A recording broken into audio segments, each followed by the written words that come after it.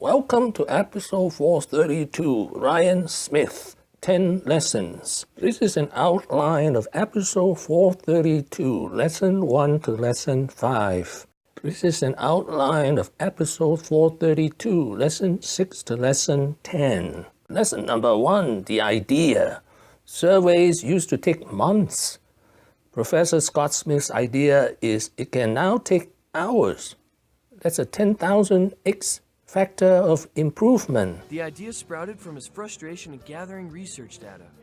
But the idea of taking a research project that would span a 3-month period of time and compressing the data collection portion of it, where you build your survey and collect the data to a period of days, if not hours, all of a sudden you've saved a lot of time, you've saved effort, you've reduced your cost structure, and that is something that really empowers researchers. Lesson number 2, the brilliant recruiter. He recruited Jared Smith from Google. One of the things that I've realized early on is more of my soul is not a growth strategy for a business. I need help, and if I relocated my brother Jared, who was at Google early on and ran about a third of the world's internet search, and he's been an incredible mentor, and I'm sure when he went to Google, he wasn't dreaming that he'd go work with his younger brother in Provo, Utah. That was not part of his plan,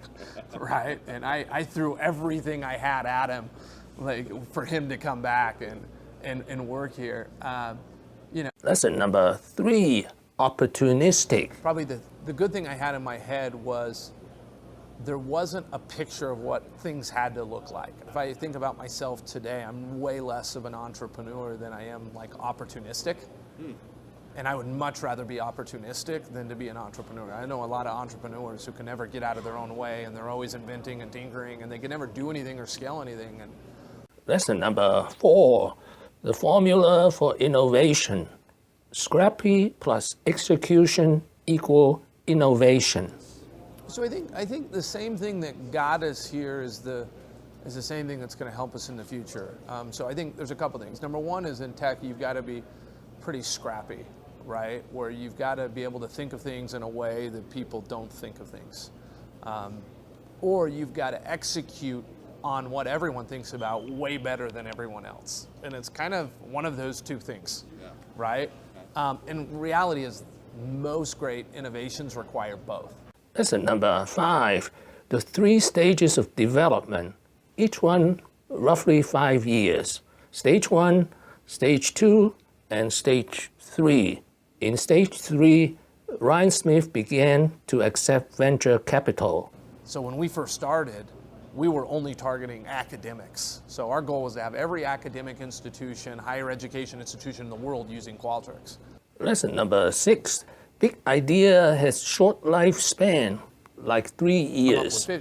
I think that there's a couple big ideas, and then even if you have a big idea, it doesn't matter because of the shelf life problem, because they did, right? And so ideas are not really that valuable if you can't execute with them and you can't innovate with those ideas over time. And if you think about where we started, it was like a survey platform for academics, and now we're powering the feedback and experiences for the whole world. That's a huge delta between where we started and where we ended up. And there's 100 pivots between those two areas. Lesson number 7, Bootstrap for 10 years. Bootstrap in father's basement for the first 5 years. You guys worked out of your home, is this the garage, the business? It's definitely the basement story. Yeah. So we were in the basement for 5 years, and that's a long time. We had a big basement. There was 20 people there. And it was tough to recruit people to come buy into the basement vision and do that. Lesson number 8, he's the father of experience management. Flagship is of what you do, just your best description.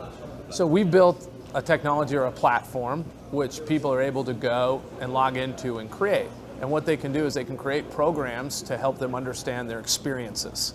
So every organization provides experiences, whether they know it or they don't.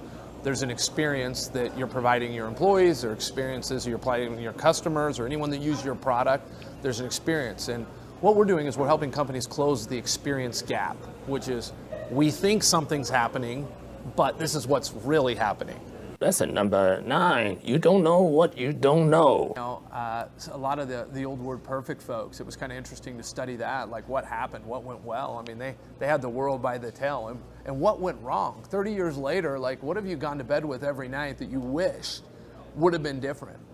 And you know, Duff Thompson from Word Perfect, who was very much involved there, has actually been pretty helpful and said, hey, look, you know, you don't know what you don't know. I mean, it's been great to like have that kind of mentorship there. And I think, you know. Lesson number 10, there are 100 pivot points to scale over a 15-year period. Problem, right? So what a good idea is only, I mean, I have people around me that I know, they're like, hey, I came up with this product before they did. I was like, no, you didn't, because they did, right? And so ideas are not really that valuable if you can't execute with them and you can't innovate with those ideas over time. And if you think about where we started, it was like a survey platform for academics, and now we're powering the feedback and experiences for the whole world. Like that's a huge delta between where we started and where we ended up. And there's 100 pivots between those two areas. Thank you for watching. Please subscribe and leave your questions and comments below. Wishing everyone peace and prosperity.